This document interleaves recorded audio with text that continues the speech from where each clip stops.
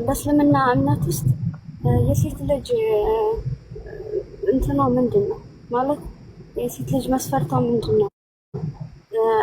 እንትን የሴት ልጅ ቦታ እና ደረጃ አዎ ከፈጣሪዋ ጋር ያላት ሴት ልጅ ከፈጣሪዋ ዘንድ ልክ እንደ ወንድ ልጅ የመጽደቅ ወይም ደግሞ እርሱን ታዛ መጽደቅ እድል አላት።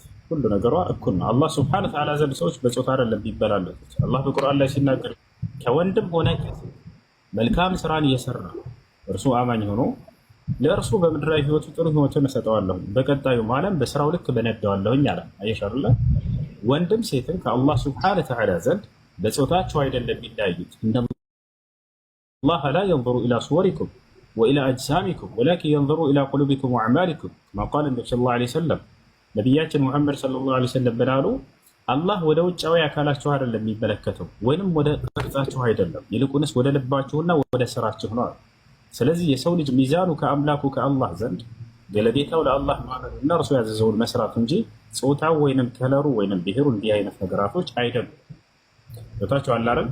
በኢስላም ሴት ልጅ እጅግ በጣም የተከበረች ነች። ተመልከቱ፣ ሴት ልጁን ያሳድጎ ለአቅመ ሔዋን እስክደርስ ድረስ የተንከባከበ ሰው ገነትን ይገባል ብለዋል ነብዩ ሰለላሁ ዐለይሂ ወሰለም። የሚገርማቸው ግን በዚህ አንጻር ወንድ ልጅን ተንከባክቦ ያሳደገ ገነትን ይገባል አላሉ። ለሴት ልጅ የተለየ ቦታና ክብር እንዳለው ያሳያል። ይሄ ማስረጃ ቃለ ነብዩ ሰለላሁ ዐለይሂ ወሰለም መን ካነት ዐንደሁ ቢንታኒ አው ኡኽታኒ አው ሰላስ በናት አው ሰላስ አኸዋት ፈአሕሰነ ሱሕበተሁነ ወተቀ ላህ ፊሂነ አድኸለሁ ላሁ ልጀና። ነቢያችን ሰለላሁ ዐለይሂ ወሰለም ምን አሉ? ሁለት ሴት ልጆች ኑረውት ወይንም ሁለት እህቶች ኑረውት ወይንም ሶስት ሴት ልጆች ኑረውት ወይንም ሶስት እህቶች ኑረውት እነዚህን ተንከባክቦ በመልካም ያሳደገ ሰው አላህ ገነትን ያስገባዋል አሉ። ተመልከቱ፣ አላህ ገነትን ያስገባዋል ሕፃን እያለች። ስለዚህ ሴት ልጅን የተንከባከበ ሰው ለአቅመ ሔዋን እስክትደርስ ድረስ ገነትን ይወርሳል። እሺ ለአቅመ ሔዋን ደርሳስ ስታገባ ጊዜ ባሏ ለእርሷ መልካም ከሆነ ከማንም ሰው መልካም ተብሎ ከአላህ ዘንድ ይቆጠራል። ይሄ ሰው ቃለ ነቢ ሰለላሁ ዐለይሂ ወሰለም ኸይሩኩም ሊአህሊሂ ወአነ ኸይሩኩም ሊአህሊ አሉ። ከሁላችሁም በላጭ ሰው ማለት ለሚስቱ መልካም ሆኖ የተገኘ ነው። እኔ ከሁላችሁም በላይ ለሚስቴ መልካም ነኝ ብለው ተናገሩ። አየሽ፣ ከአላህ ዘንድ መልካም መሆን ከፈለገ አንድ ሰው ለሚስቱ መልካምና በጎ መሆን አለበት ብሎ ኢስላም ይህን ህግ ያስቀምጣል። ለእርሷ መልካም ሊዋል ዘንድ፣ እርሷን ይንከባከባት ዘንድ፣ ለእርሷ ትኩረት ያደርግ ዘንድ አላህ ስብሐነሁ ወተዓላ ሴት ልጅ መንከባከብ ምንዳው ገነት ነው ብሎ አስቀምጦላታል።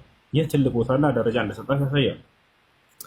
አሁን ደግሞ ከማግባት ደረጃ አለፈችና ደግሞ ልጆችን ወለደች፣ አረጀች። ስታረጅ እና እስከ ህይወቷ ፍጻሜ ደግሞ እናቱን ተንከባክቦ መልካም የሰራ ለእርሷ ገነትን ይወርሳል ተብሏል። አሁን ተመልከቱ፣ ከልጅነቷ ጀምሮ በእንክብካቤ እንድታድግ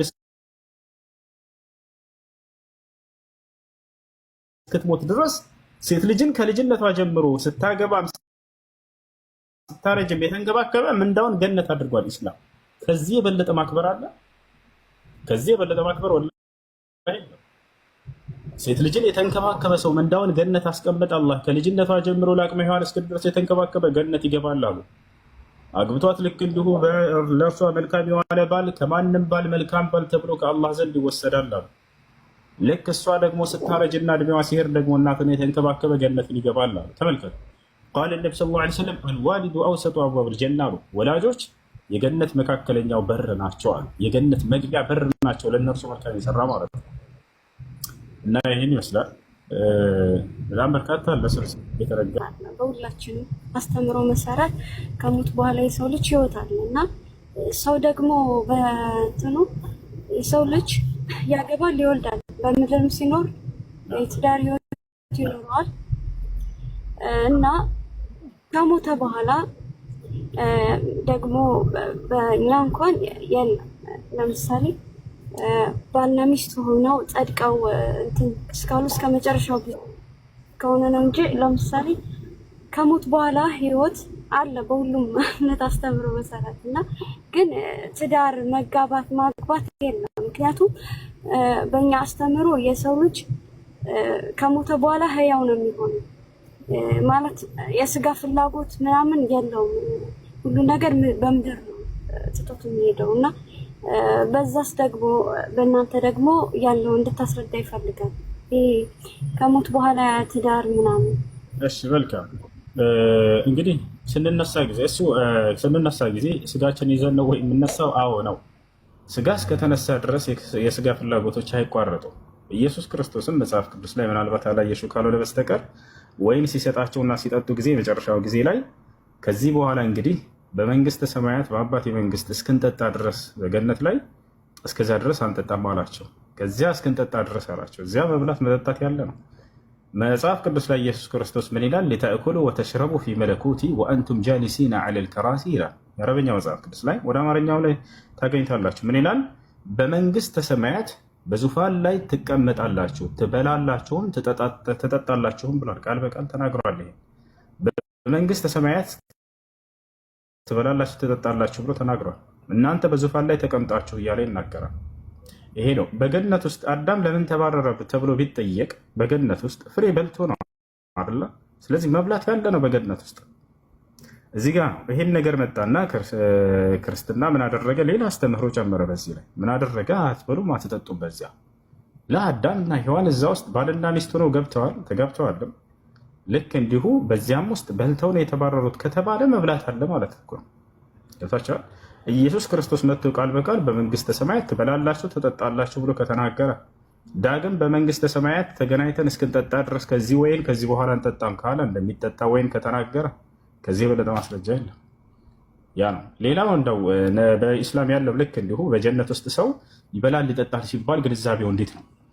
በገነት ውስጥ መብላት መጠጣት ሲባል ጊዜ ሰው ስለተራበና ስለተጠማ አይደለም። በእስልምና አስተምህሮ በገነት ውስጥ መራብ መጠማት የሚባል የለም። አልበላም ብሎ ሰው ለዘላለም መቆየት የሚችል ነው ወይ? አዎ፣ እንደዚህ አይነት ማንነት ይሰጠዋል።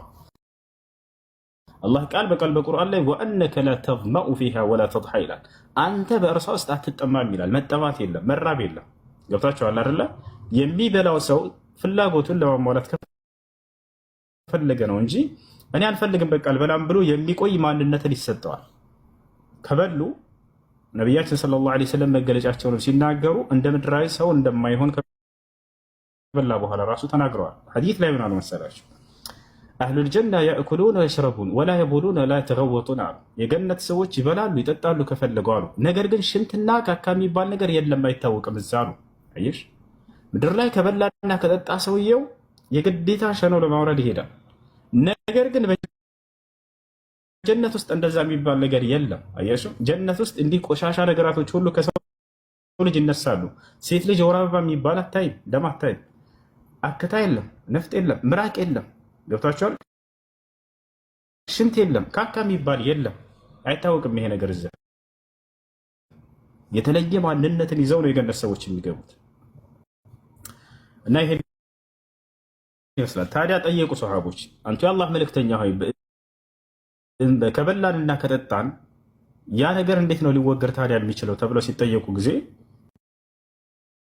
በሁለት መንገድ ይወገዳል አሉ። አንደኛ ልክ በማግሳት፣ ሁለተኛ ደግሞ ከሚስክ ጠረን የበለጠ በሚጣፍጥ በሆነ እጅግ በጣም ጣፋጭ የሆነ ጠረን ያለው ላብ አንድ ያልባቸዋል፣ በዚያም ይወገዳል አሉ ነብዩ ሰለላሁ ዐለይሂ ወሰለም። በዚህ መንገድ እንጂ እንዲህ ሽንት ቤት መውረድ ምናምን የሚባል ነገር የለም። ያ ነው የገሰው ነውና ደካማ አካል ስለሆነች የሚሰጠው እዚህ ምድር ላይ ትደክማለች። ስንሰራ እንቅልፍ ያስፈልጋታል። ገብቷቸዋል።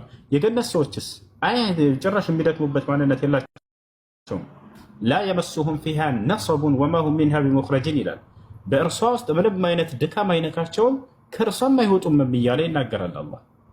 በጀነት ውስጥ ግን እንቅልፍ የለም። እንቅልፍ እንደሌለ ማስረጃ ቃል ነቢ ሰለላሁ ዐለይሂ ወሰለም አህሉል ጀና ላ የሙቱን ወላ ይናሙን አሉ። የገነት ሰዎች አይሞቱም። ከዛሊክ አነውሙ አኹል መውት ወላ የናሙ አህሉል ጀና፣ እንቅልፍ የሞት ወንድም ነው ካሉ በኋላ የገነት ሰዎችም እንቅልፋቸውን አይተኙም ብለው ተናገሩ። ያ ነው እና ይሄ መብላት መጠጣት ሲባል ጊዜ ስለተራቡና ስለተጠሙ ሳይሆን እንደ ምድራዊ ሰው ጋር የሚገናኝ አይደለም። አጠቃላይ በጥቅሉ የገነት ጸጋ ከምድራዊ ጋር የሚገናኝ ነገር እንዳልሆነ አንዲት ሐዲስ አላህ በሐዲስ ላይ ምን አለ? ሐዲስ አልቁድሲ ላይ እኔ ለመልካም ባሪያዎች በገነት ውስጥ ጸጋን አዘጋጅቼላቸዋለሁኝ፣ አይን አይታው የማታውቀውን ልብ ሰምቶት ማን ነው ጆሮ ሰምቶ የማታውቀውን ልብ ላይ ውል ብሎ የማያውቅን ጸጋ ብሎ ተናገረ። ስለዚህ ከምድራዊ ጸጋ ጋር በፍጹም እንደማይገናኝ ቁርጥ የሚያደርግ ሐዲስ ነው። አይን አይቶት የማያውቀው ከተባለ ምድር ላይ የፈለገ ጸጋ አይታችሁ ከዚህ ጋር ይመስላል ብላችሁ እንዳታመሳስሉ ዘገበ አላህ። በፍጹም ካያችሁት ጋር አይመስልም አለ። ወላ ኡዝኑን ሰሚዐት ጆሮ ሰምተው የማታውቀው አለ። ወላ ኸጠረ ዐላ ቀልቢ በሸር እንዳው በሰው ልጅ ልብ ላይ ውል ብሎ የማያውቅ ጸጋ ነው እያለ ይናገራል። ታዲያ በምንድን ነው የሚገናኘው? በስም ገብታችኋል። የስም መገናኘት እንጂ የማንነት መገናኘት አይደለም። እሱ ይሄን ይመስላል። እሺ ወንድሜ አመሰግናለሁ። አንድ የመጨረሻ ጥያቄ የሚሆነው አሁን በእስልምና እምነት እኔ እንደማውቀው